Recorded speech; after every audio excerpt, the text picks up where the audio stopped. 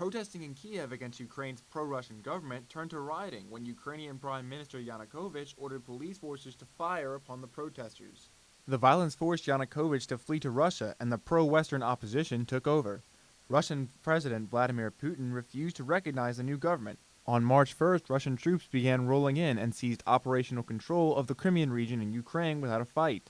President Obama and Secretary of State John Kerry, as well as other world leaders, have condemned Putin, pulling out of the scheduled G8 summit in Russia and threatening economic sanctions if Russia does not cease its operations.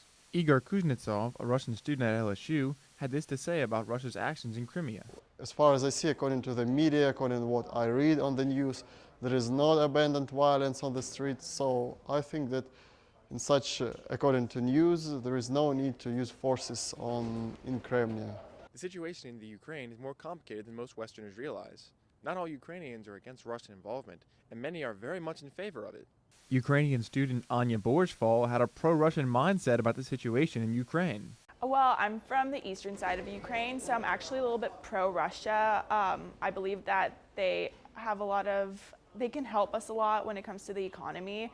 I am against them kind of invading Crimea at the moment because I feel like that can bring a lot of bloodshed, and my hope is that we can avoid that if all possible. Ukraine remains heavily divided, with many in eastern Ukraine and Crimea welcoming Russian influence and protesting the new government.